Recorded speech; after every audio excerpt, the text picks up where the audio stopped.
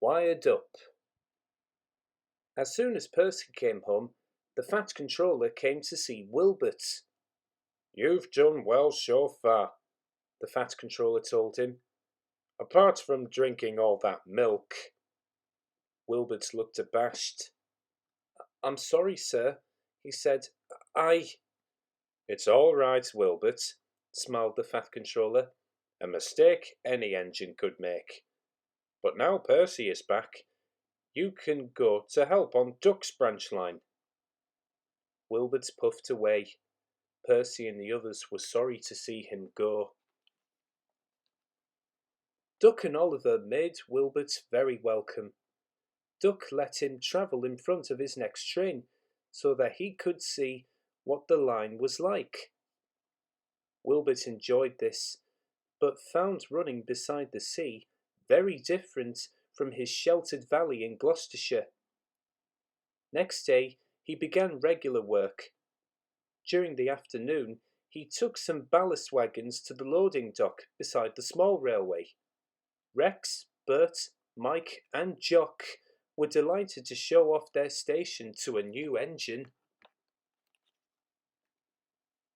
Like the other trucks, those on Duck's line decided that they had better behave too.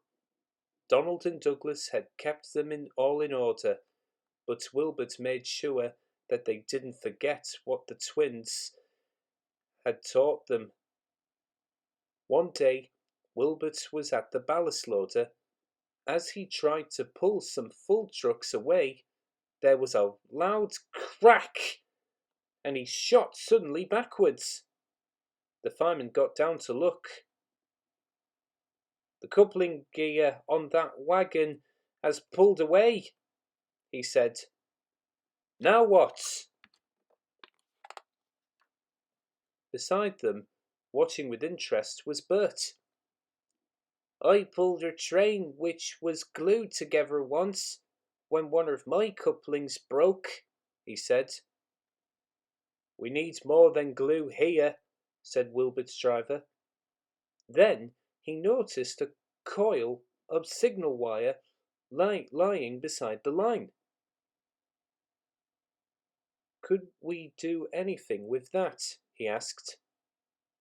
"You'd never move the train with wire," objected the fireman. "But what about just one truck?" suggested Wilbert. "I bet I could pull one truck with wire." "Brilliant," said the station master, who had come to see what was wrong. "I'll go and tell the signalman what you're doing. Let me know when you're ready." The fireman wound the wire round the truck's buffer beam, leaving long loops. These he twisted into a rope, making a small loop at the end, which he fastened to Wilbert's coupling hook. A shunter uncoupled the front truck from the rest, and at last everything was ready.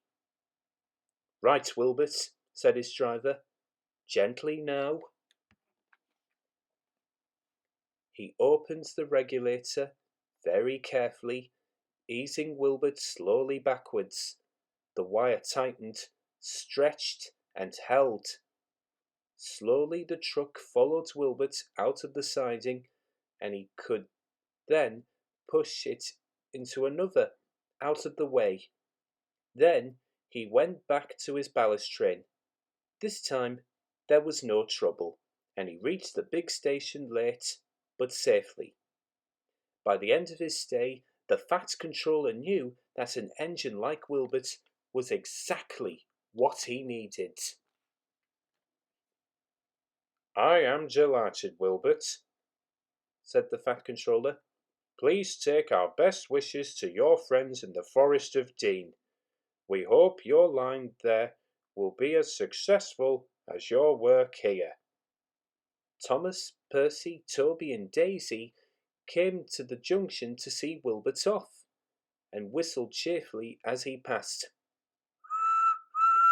called Wilbert. "I've had a wonderful time, but I'm looking forward to getting home. Goodbye, and thank you."